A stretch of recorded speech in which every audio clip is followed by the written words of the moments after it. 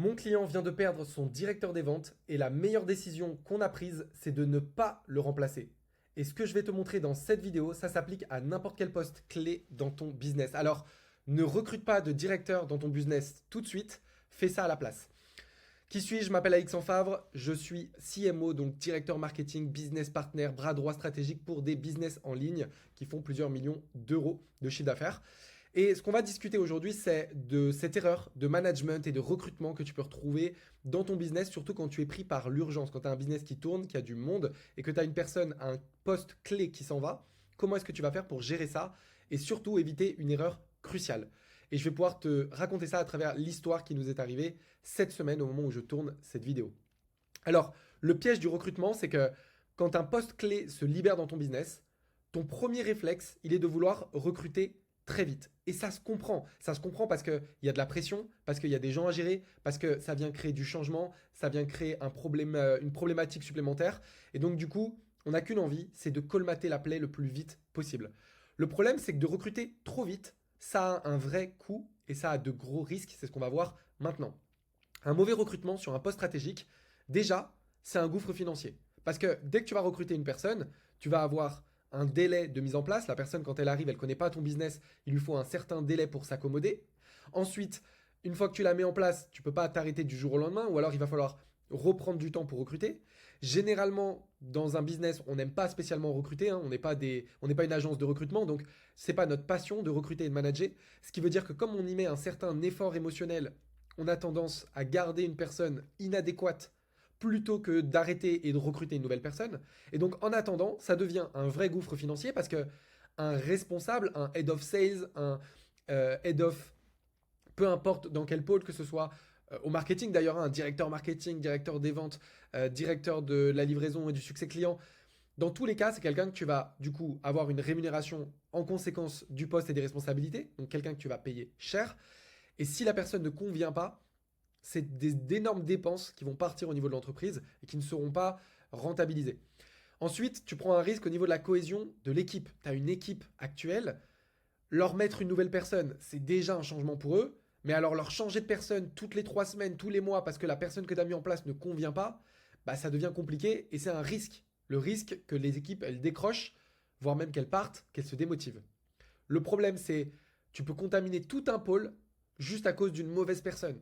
Une seule mauvaise personne peut détruire la culture de la boîte, peut gâcher les process et peut accumuler des mauvaises décisions. Et souvent, quand on met en place un responsable de pôle, les mauvaises décisions, elles apparaissent plus tard. Pourquoi est-ce qu'elles apparaissent plus tard? Parce que dès que tu vas mettre quelqu'un en place, généralement, tu vas pas être avec cette personne tous les jours, hein. Si tu recrutes quelqu'un, c'est pour pouvoir la laisser faire. Et donc, du coup, quand ça va pas, tu t'en rends compte que trop tard. Et donc, tu vas payer ce retard-là dans le futur.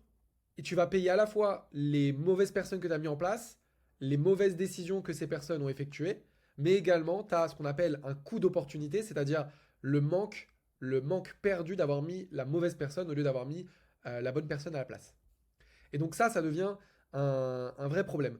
Et le cercle vicieux du dirigeant, du CEO, qui fait que quand tu es dans l'urgence, tu as tendance à recruter la mauvaise personne, c'est que tu avais quelqu'un qui s'occupait du pôle complet, et du jour au lendemain, cette personne s'en va, et tu te retrouves à devoir gérer des urgences au lieu de pouvoir garder ton rôle et ton rôle de dirigeant. Donc tu vas devoir gérer de l'opérationnel, micromanager des équipes, tu n'as plus le temps pour te poser sur la vision, sur la stratégie, tu commences à être sous l'eau, c'est-à-dire que tu reçois des notifications partout, tu as plein de gens à gérer, tu es sous pression et tu risques de faire des erreurs.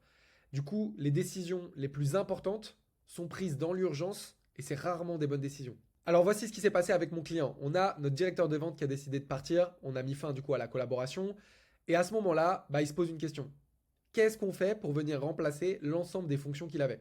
Il manage des closers, il manage des setters, il manage des personnes qui sont en formation, qui sont en onboarding, il s'occupe du recrutement, il s'occupe de faire le suivi des KPI de tout le pôle vente, il s'occupe aussi de faire en sorte que les closers et les setters remplissent bien leur data de leur côté pour qu'on puisse avoir une vision claire, il fait le lien avec le marketing, donc avec moi, et du jour au lendemain, une fois que la personne s'en va, on a un CEO du coup qui doit reprendre ce lead-là, qui se retrouve avec d'autres gens à gérer à la place, et qui a qu'une envie, en fait, c'est déléguer ça le plus rapidement possible parce qu'il peut pas s'occuper de tout en même temps. Et c'est là, en fait, qu'il y a de la pression et c'est là qu'on peut prendre la mauvaise décision. Alors, ce que je vais te présenter ici, c'est comment on a géré cette situation et je pense que tu vas pouvoir retenir beaucoup de leçons de ça, à la fois dans tes prochains recrutements ou même quand tu vivras la même situation. Donc la première chose qu'on a fait, c'est qu'on s'est demandé qu'est-ce qu'on attendait du poste de directeur des ventes aujourd'hui. Alors cette liste, elle n'est pas exhaustive, mais c'est un peu la liste qu'on est ressorti de notre brainstorming, de se dire, ok, c'est quoi les éléments pour nous les plus importants dans notre business aujourd'hui avec l'équipe qu'on a. Un peu ce que le directeur idéal devrait être capable de venir gérer, manager, faire, remplir comme mission. On va avoir augmenter le taux de closing des équipes, donc être capable de driver la performance de l'entreprise à la hausse. Ensuite, il y a le côté recruter et former des nouvelles personnes au closing et au setting. Ensuite, il y a manager le pôle au quotidien. Donc là, la différence entre manager le pôle et augmenter le taux de closing. Augmenter le taux de closing, c'est vraiment faire monter les closers en compétences et les driver à la performance. Manager, ça va être juste déjà être là pour piloter le pôle, répondre aux besoins, quand il y a un problème technique, d'être là pour aider, quand il y a un problème à un endroit, voilà, d'être la personne référente du pôle qui peut aider les 10 à 20 personnes qui a à gérer en dessous à cet endroit-là. Ensuite, il y a suivre, remplir les KPI et faire remplir les KPI des closers. Donc faire en sorte que les closers remplissent les datas après les calls, lui de récupérer les calls globales et de les partager à l'entreprise. Et ensuite, faire le lien entre la vente et le marketing, donc être la personne de référence pour les ajustements chaque semaine au pôle marketing en lien avec les retours du pôle vente des sales. Donc on a fait la liste et ensuite on s'est posé la question, c'est quoi pour nous aujourd'hui la compétence la plus précieuse? Parce que oui, on a envie d'avoir une personne qui coche toutes les cases. La réalité, c'est qu'on ne peut pas avoir quelqu'un qui va cocher toutes les cases, ou en tout cas, on n'aura jamais quelqu'un qui va cocher toutes les cases aussi bien dès le début. C'est normal, on le sait. Quand on a plusieurs profils de personnes et qu'on doit choisir pour recruter, il faut choisir quelle personne va être la meilleure à quel endroit. Et en fait, nous, quel est l'endroit où on en a le plus besoin? Et du coup, on s'est dit, ok, la compétence qui nous paraît la plus importante aujourd'hui, c'est la compétence d'augmenter le taux de closing, de booster la performance des équipes.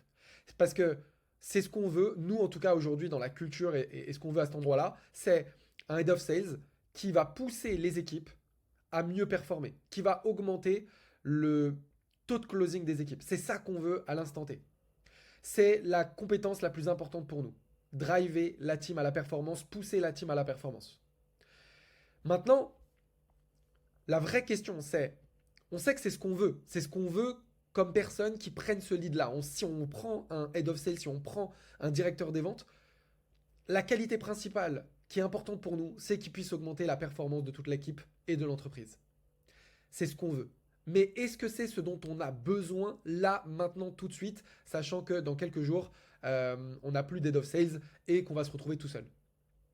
Ce qu'on veut, c'est ce profil idéal-là. C'est la personne qui va avoir cette valeur-là la plus haute qu'on veut travailler sur le long terme.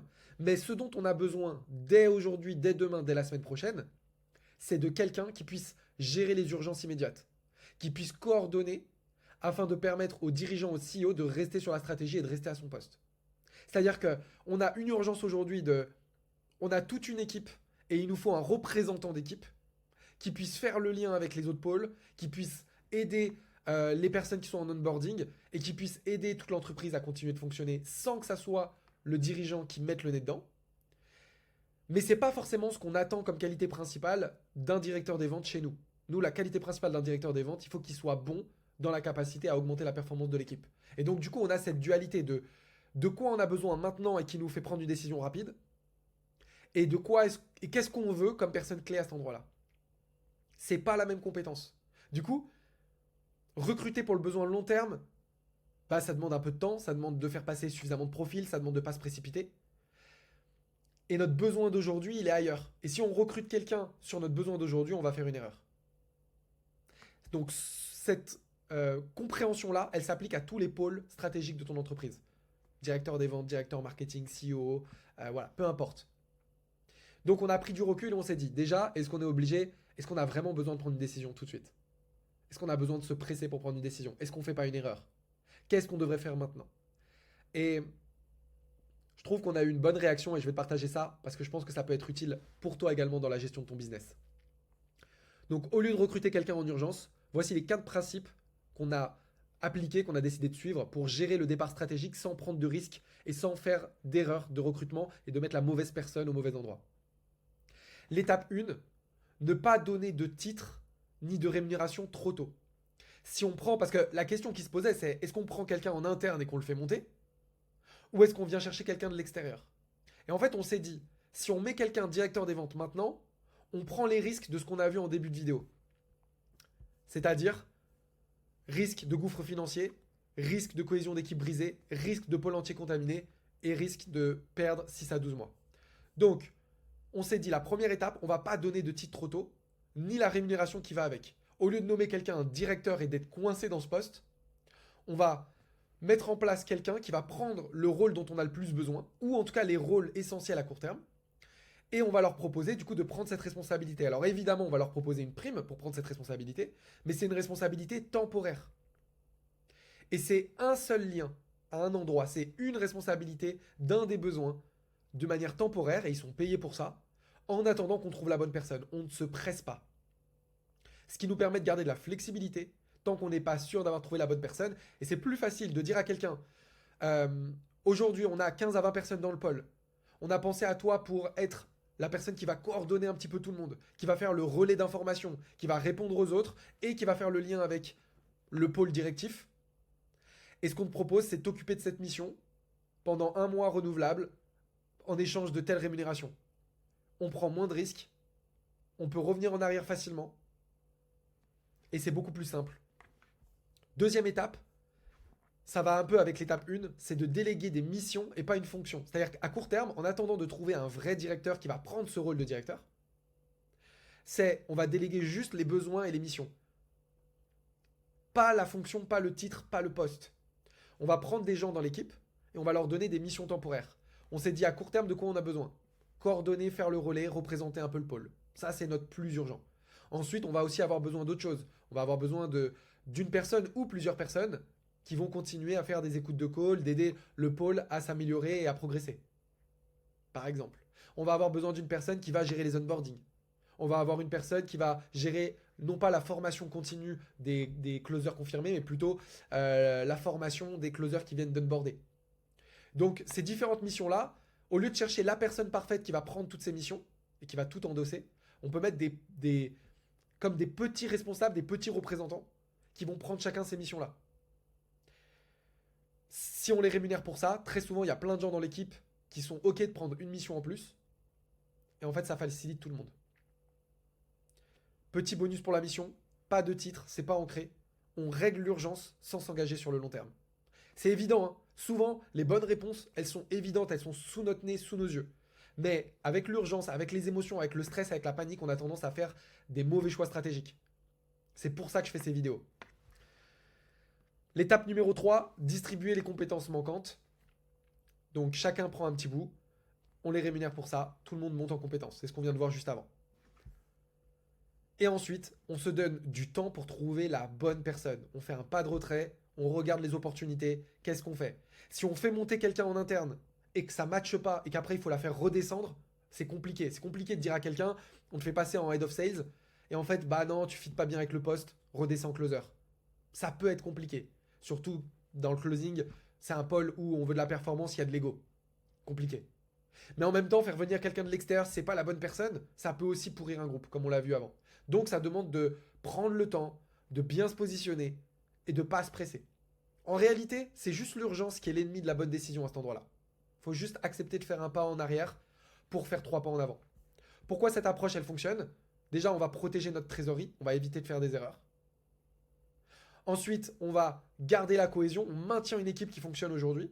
On donne des petits bouts de mission en mode on se serre les coudes, on a besoin d'aide à des endroits, le temps de trouver quelqu'un d'autre. Les équipes peuvent le comprendre, ça reste stable, pas de changement brutal. On garde de la flexibilité, rien n'est ancré, on peut ajuster facilement. Et donc du coup, on peut prendre le temps pour faire un meilleur recrutement. Le résumé de cette vidéo, quand un poste clé se libère dans ton business ou quand tu dois en créer un, souvent quand on doit en créer un, on a quand même moins d'urgence, donc on a moins le problème. Le problème, il arrive quand quelqu'un part de manière plus rapide ou que tu veux arrêter une collaboration. Hein. C'est ça, soit la personne elle s'en va, soit tu décides d'arrêter une collaboration parce que ça ne te convient plus. Au moment où tu arrêtes, tu as le même problème. Résiste à l'urgence de recruter immédiatement. Prends le temps de lister ce que tu attends du poste dans l'idéal. N'hésite pas à brainstormer avec des collaborateurs. Nous, c'est ce qu'on a fait en fait. On a brainstormé entre directeurs, tous ensemble, directeur d'épaule plus le CEO, pour pouvoir faire un peu cette liste de ce qu'on attendait à cet endroit-là. Ensuite, sépare le besoin du moment, le besoin urgent, des besoins à long terme. Parce que la hiérarchie de besoins, elle n'est pas la même. Un pôle qui performe déjà, il peut continuer à performer. Oui, dans le futur, on a besoin qu'il performe mieux, mais si ça performe déjà, c'est pas l'urgence. Donc, fais une hiérarchie différente entre de quoi est-ce qu'on a besoin maintenant en l'urgence, dans un ordre chronologique, et de quoi est-ce qu'on aura besoin dans le futur si tout va bien. Ensuite, mets des solutions intermédiaires pour couvrir l'urgence. Et enfin, prends le temps de recruter la bonne personne. Prends le temps de voir suffisamment de monde. Une des grosses erreurs de recrutement, comme souvent, c'est pas notre spécialité, on n'aime pas le management, on n'aime pas le recrutement, on va parler à 2 personnes, on va en choisir une et on va démarrer comme ça. Non, il faut du volume pour trouver la bonne personne. Il faut beaucoup de volume, il faut beaucoup de discussions. Donc il faut prendre son temps.